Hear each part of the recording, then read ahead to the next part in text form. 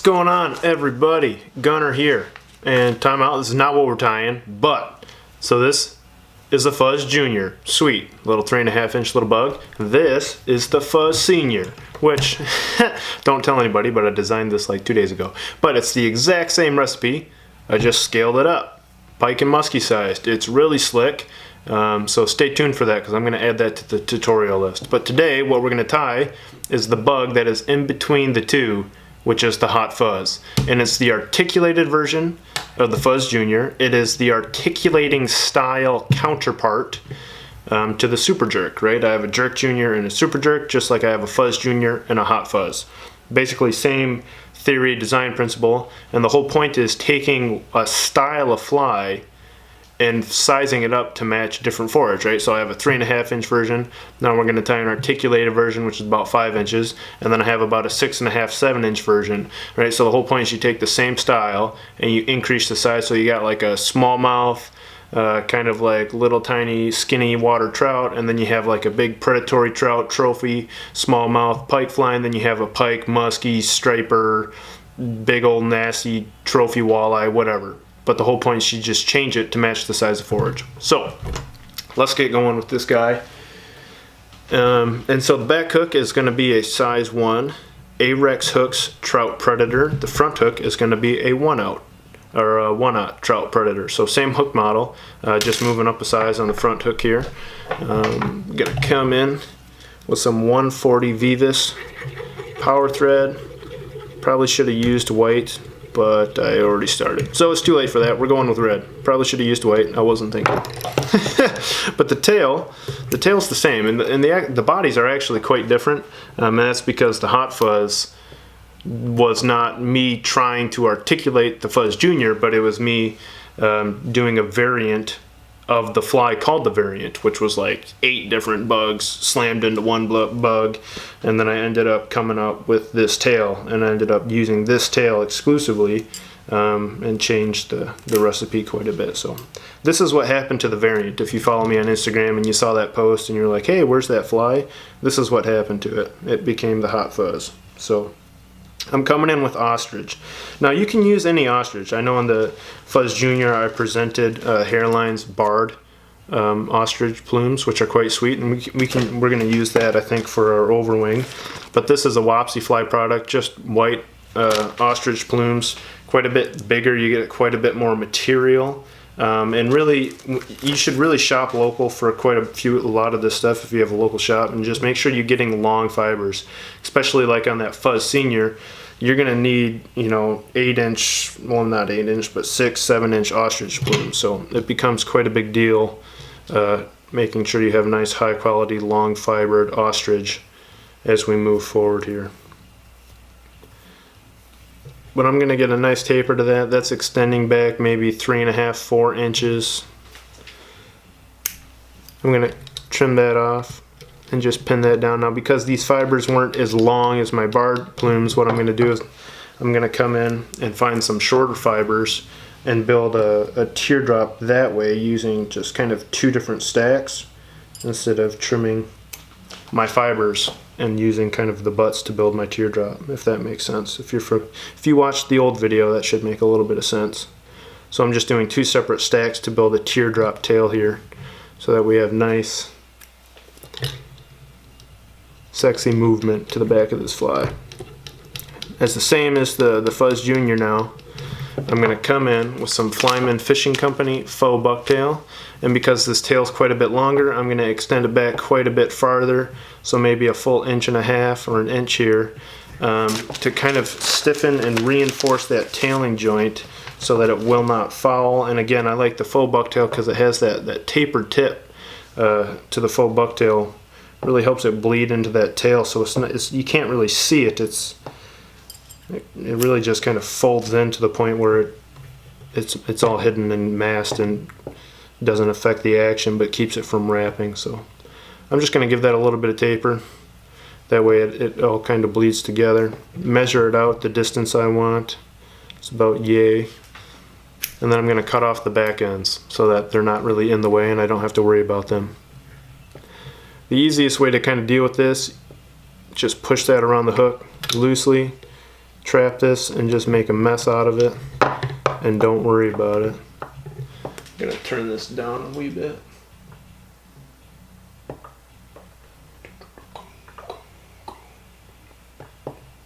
Cool. So one thing you can do if this is having a hard time, if it's getting wrapped around your hook, you just clean that out with your scissors there.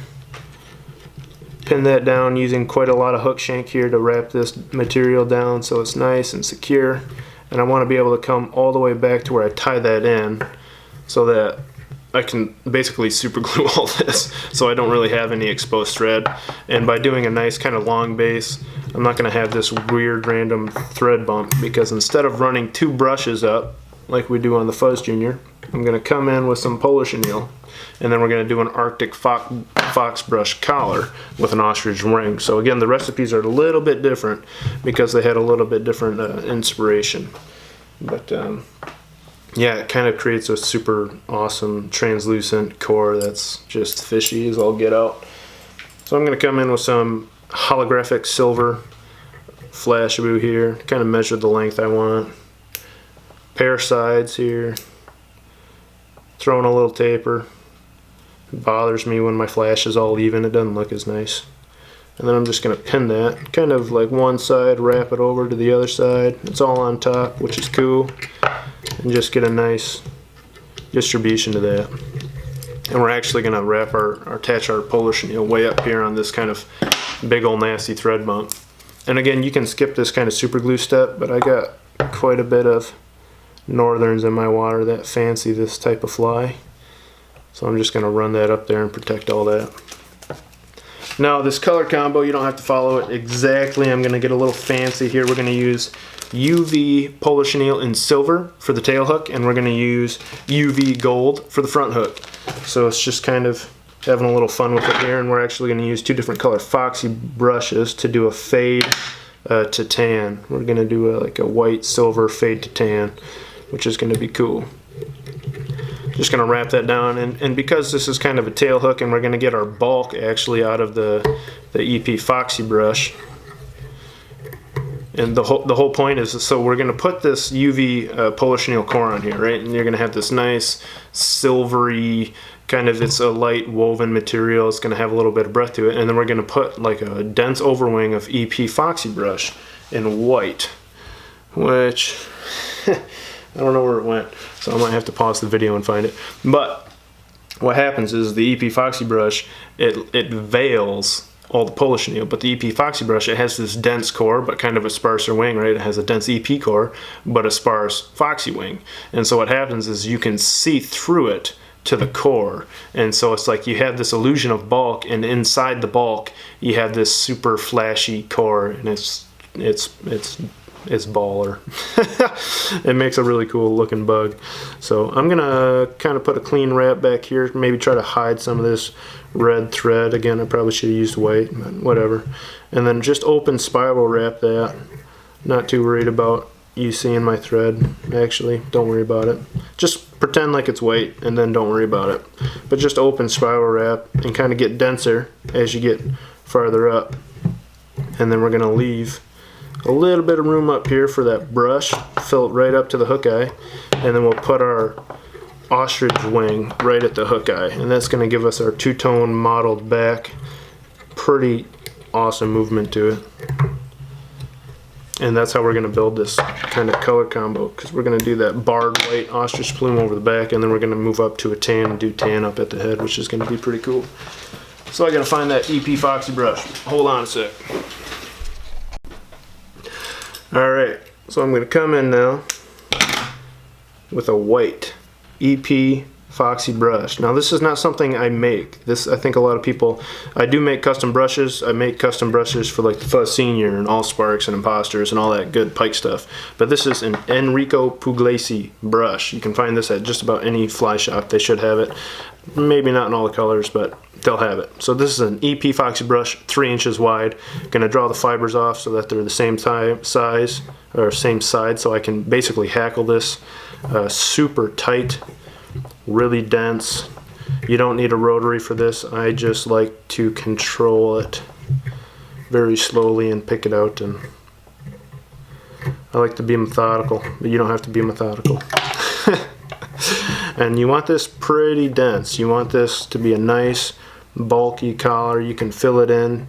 I'm not counting my turns, but for a reference I would definitely recommend counting those turns, but I'm quite happy with that density. And then I'm going to trap that off, and when I trap this off I like to put 2 wraps behind, come forward, 2 wraps in front, throw in a little half hitch, and I'm going to trim this and I'm going to leave just a tag of wire.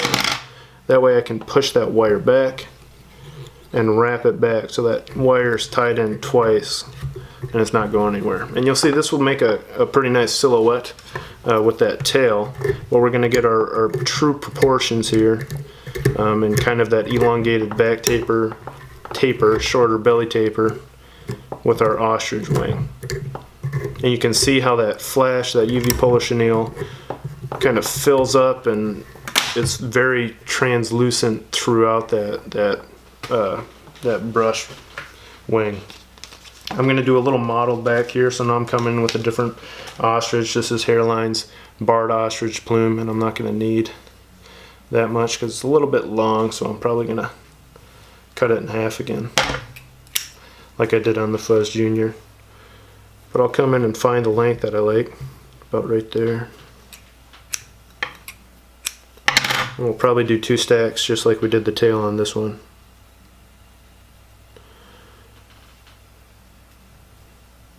And I don't know why I do this reverse tie, but it makes it cleaner right at the hook eye, so you don't have any like butts kind of in your hook eye or anything like that. It gives you a little bit more control over where the fibers go, so that you can evenly space them left and right, and you get a nice veil kind of over the center back of the fly here.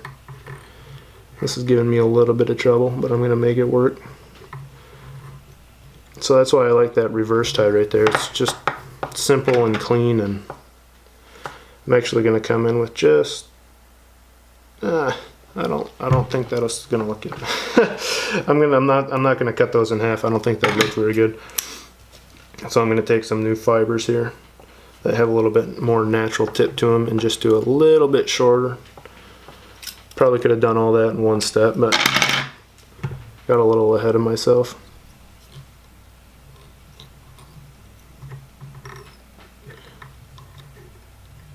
And so this tail is super light, super wispy. I know it seems a little bulky. That brush is not going to push as much water as you think, and all this ostrich, I mean, it moves. This tail moves like crazy. And what we're actually going to do is we're going to put some lead on the front hook, which is not something you see me do very often. And it's not so that the fly jigs. It's not so that the fly sinks. It's to give the fly more momentum, because this strung fuzzy fiber head is so pushy that this tail will fold on itself into that front hook. Like, it'll ram into that front hook and jackknife like crazy. And I want that tail kick, but I want that tail kick to be controlled. I want it to be over X amount of distance. Like the variant, which is what this was based off of, it pushed so much water and the tail was so slick, you'd go to jerk strip it and it would just like crumple up into nothing. And then so what you had to do is when you'd cast it out, you'd basically have to chase it. You could never truly stop it, because the moment you stopped, the fly stopped. It was like immediate, which is great, and it gives you a ton of control, but it almost hurts the tail kick to stop that fast. And so what I kind of came up with, and this is going to come into play when I release the mic drop tutorial, but you need a window of de-acceleration. So we're adding momentum to the front hook, right? We're going to put a little bit of lead, like literally 4 wraps of lead. We're not making this heavy. We're not trying to get a jig. We're just trying to add a little bit of momentum to that wire. That way it de-accelerates over a window instead of stopping instantaneously as soon as you strip it, versus having a window that the fly is going to slow down through, and that tail is going to be able to jackknife off to the side instead of just running into that front hook, which is almost too sudden. So that's our tail hook. Ostrich. This flies like an ostrich overdose. Like, these are the plumes of doom. Do you understand what I'm saying? Like, there is so much movement. It's crazy. So, coming in with the 1-aught. First thing I'm going to do is thread this up and put my 4 to 5 wraps of lead. Actually, we'll do the lead first. I don't use lead very often, so I don't know what I'm doing. But we'll do something like, this is .030, I think is like the largest size you can find, which is why I'm only doing 1, 2, 3, 4, 5. That's it. I don't want any more than that. Any more and it's not really going to help you. You're going to start getting a jig, and I want mostly neutral buoyancy. That head, because it pushes enough water, it'll stay. It won't die. What I'm trying to say is it's not going to jig because the head is viscous enough that it slows the descent. You see what I'm saying? Like there's enough viscosity in that strung fuzzy fiber that the fly won't be able to physically jig. It's just a very light little bit of weight. It's just for momentum. And it helps you. You can get away with fishing it on a floating line. That's not the intention. You can do it. You got to use a pretty long leader, but and it's best in slower water. But you can use it on a floating line. It's just not what it's intended to be used on. This is a full sinking line bug, but I'm going to come in. This is .024 inch diameter nylon coated stainless steel Beadalon wire from Michael's Craft Store. Now I've seen some tips. I don't know if I've seen tips. I was watching some tutorials and people were saying, you know, you can tag it on top, you can put it on the side, you can do 2 wires at the same time, whatever. The only thing that really matters is that you get the spacing right and that your loop's vertical. That's all that matters. And so I like to tie mine in 1 at a time. Now sometimes you'll get a wire and the wire will have a boatload of twist in it. And so basically what I'm trying to tell you is if your wire has a lot of twist, you can tie the wire on top of the shank. If your wire doesn't, you can put it on the side, whatever you're comfortable with. But at the end of the day, what I realized is that you can add twist if you want. And I'll show you what I mean. Like if this doesn't line up perfectly vertical, I can spin this wire and create, you can see my loop is flat, now it's vertical, now it's sideways, now it's vertical, now it's flat, now it's vertical. Like you can spin that. And so you simply put 2 loose wraps, you put a little bit of twist in this wire so that your loop is perfectly vertical, and then you cinch it down. And now you have the perfect spacing, you have the perfect loop, and it's completely vertical. That way you get the nice side-to-side tail kicks. You see what I'm saying? So if your wire has a lot of twist, or if it doesn't have any twist, you can control basically that loop simply by spinning your wire and pinning it down after you've spun it and tightened it down, and then you'll get a perfect vertical loop every single time, no matter what brand of wire you use. So I thought that was cool. Hopefully you find that interesting. And I've never had a wire break, I've never had a pull out, I've never had any issues. Again, that's 140 power thread, 1 wire at a time, and then I soak it in some super. Also hit that thread up, or that lead up there. Now I'm going to come back, we're going to tag in our UV polar chenille. And again, I'm switching up to UV gold. And that's solely for this color combo, don't worry about it. If you don't have multiple colors or nothing like that. I'm just trying to be fancy. It's Brammer's Custom Flies. I like to make things more fancy than they need to be because it's fun. That's not true. I like to be practical. I just think it's not any more work to use a different color and it comes out pretty cool. Anyway, I digress. We're going to come up, stop right about there because we're going to fill up this basically whole little bit of wire here with our EP Foxy brush, right? That way we get our nice kind of, we're rinsing and repeating ostrich wing strung fuzzy fiber, and then we're going to come up and throw some peacock over the back just like the Fuzz Jr. If you're a Pike guy, I'd throw a dab of super glue right here just to protect some of this stuff. And then if you need your super glue to set up a little bit faster, you can exhale on it, and that'll help that kind of cure up. Finger dry, good to go. So I'm going to walk that forward. I like my front hook, I don't know, I like the flash to be a little bit denser. I don't know if it makes a difference. But like the back hook, we kind of did open spiral wraps, right? We had quite a bit of distance between each wrap, kind of just filling up the hook shank as fast as possible.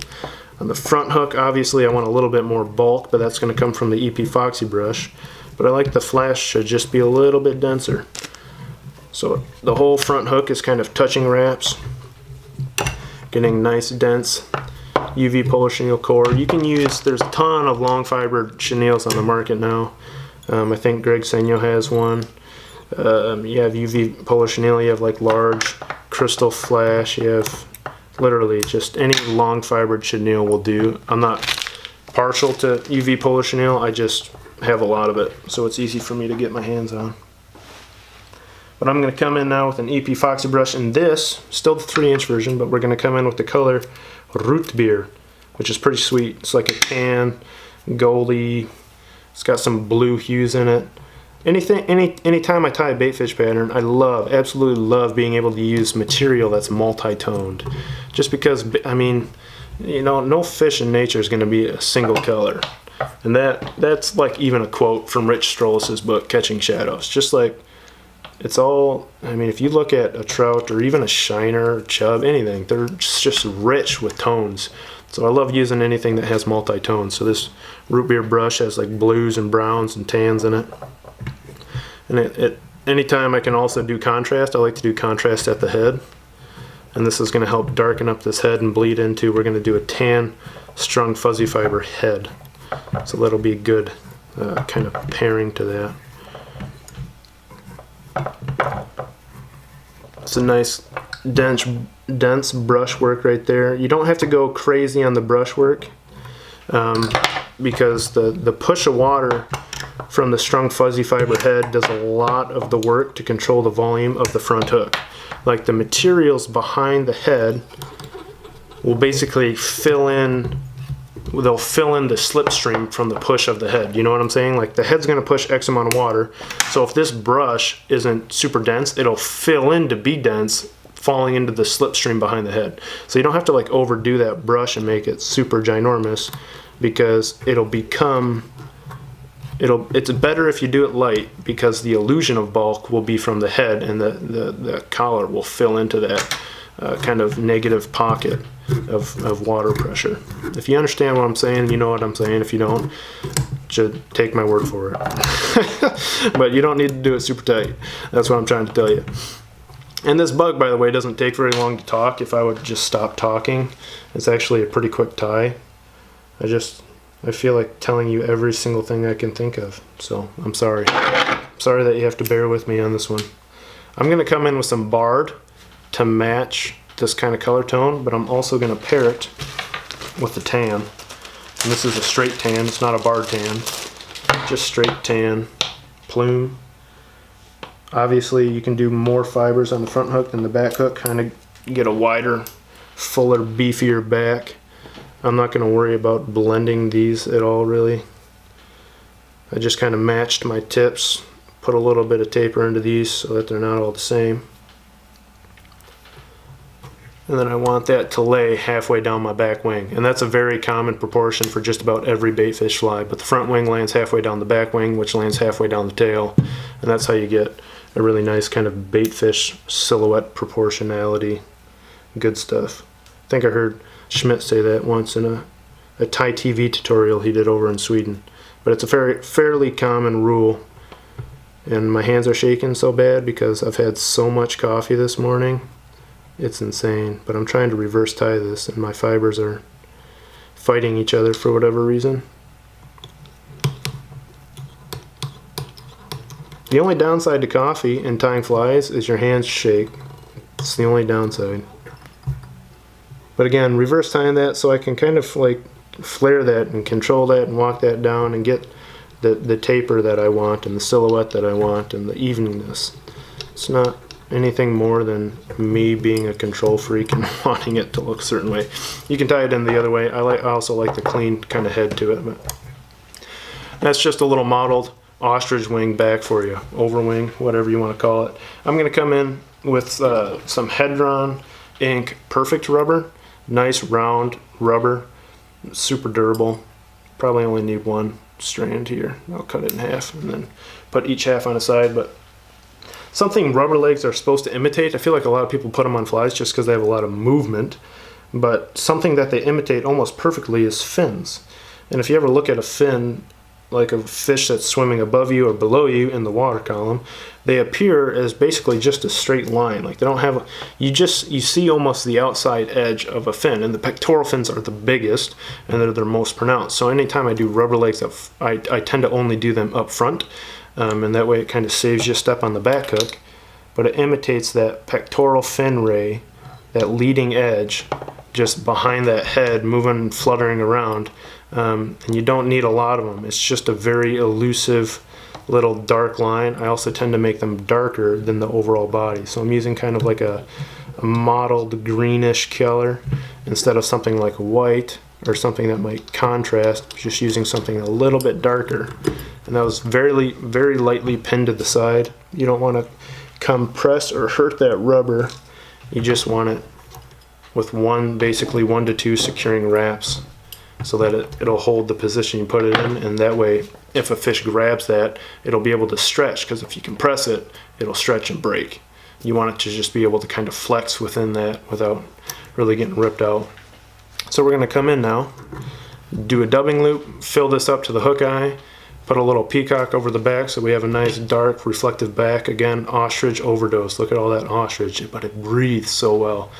And then we're going to do some fake jungle cock eyes for some hot spots, which, by the way, I found some tab eyes in 5mm, which I'm going to throw on the Fuzz Jr. and this bug, I think. And they're from Caddis Fly Shop. They had some Pro Sport Fisher 3D printed tab eyes that I'm going to check out. So, funny story. I just messed up this head, so I'm redoing it.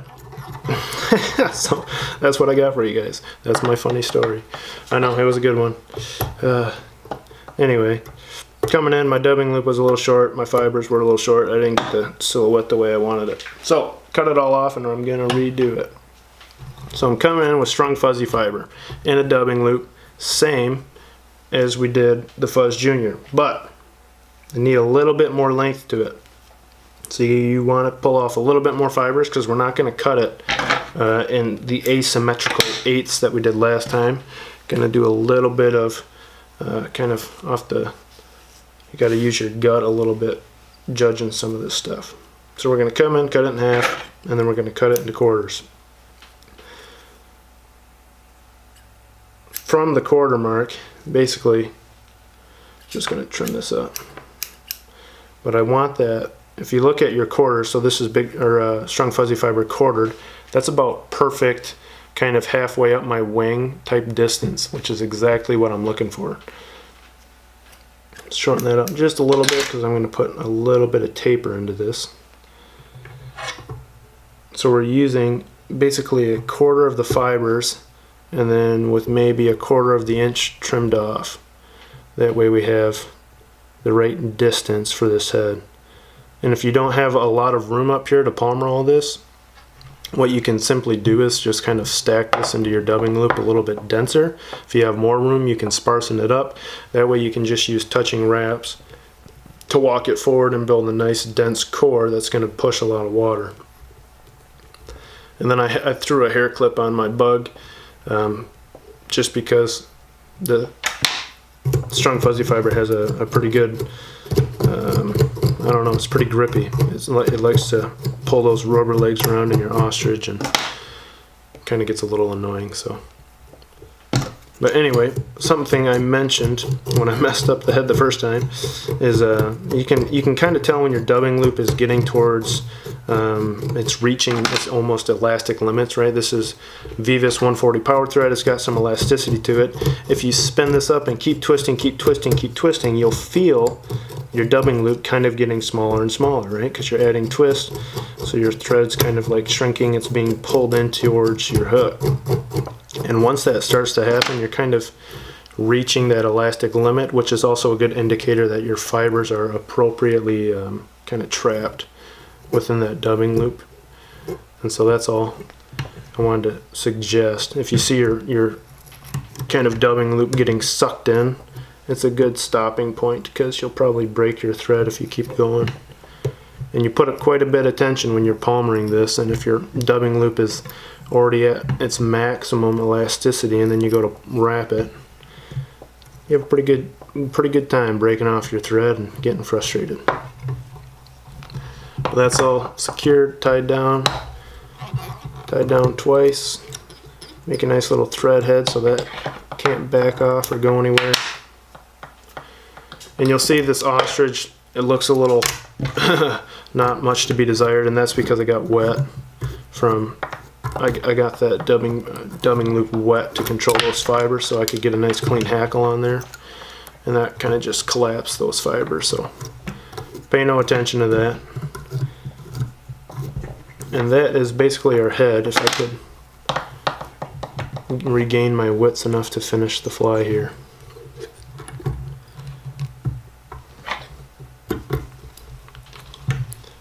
So because we're kind of coming in with a nice mottled color, and that dubbing loop didn't have a lot of taper to it because we just used straight quarters, you can come in, flare this material out, and just cut a small little taper into it to get a little bit cleaner bullet, building that density right kind of closer to the hook there, and that'll just help the head to move.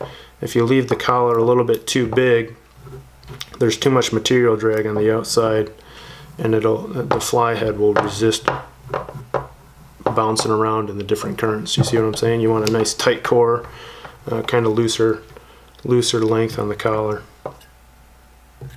Open up that hook gap a little bit, and then we're going to finish off the proportions. As you can see, this is a little bit shy of being halfway upper wing. We're going to finish off the proportions with some peacock, get a nice flash down that back, and I'm going to come in with some fake jungle cock eyes. Get some good contrast on that head. I'm going to come in with orange this time. Again, these are Hairline's real fake jungle cock eyes. They're two-tone, two different sizes.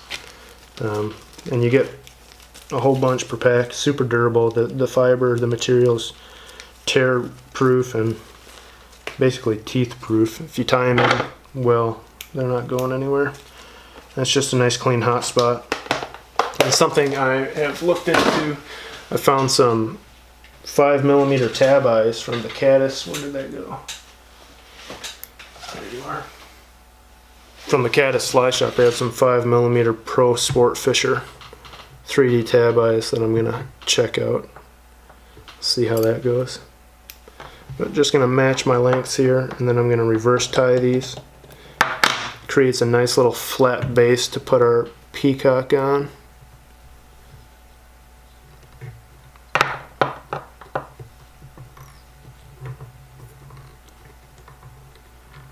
And that way they're tied in twice. And I like to I put them right in line with the hook shank. I don't think it matters that much. Just a nice clean hot spot right at the eye. If you do like classic bucktail wings and stuff, they always angle these upwards a little bit, but their heads don't really have a lot of bulk to them, and the eyes on small bait fish on the bucktail flies, they're definitely above that hook shank, so that makes a lot of sense. But just for simplicity's sake, I run them basically in line, and that doesn't, yeah, it serves its purpose. That's what I'm trying to get at. Then we're going to come in with some peacock. 1, 2, 3, 4, 5, 6, 7, 8, 9, anywhere, 9, 10, whatever you want to do. 8, wouldn't go less than 8. And this is just light reflectance and flashiness, dark back, nice, and it fills out that silhouette. I like it to end with the kind of wing on the front hook of the ostrich, or the front hook wing. It's about perfect. Oh, lost one.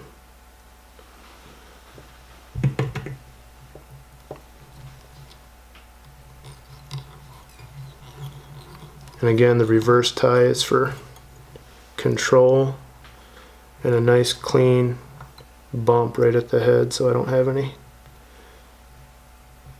weird fibers laying around. Throw up a little thread head right there,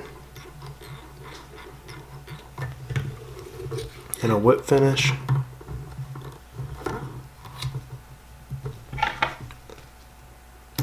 And then to control these fibers, you're going to come in with your scissors and curl them just like you would a ribbon.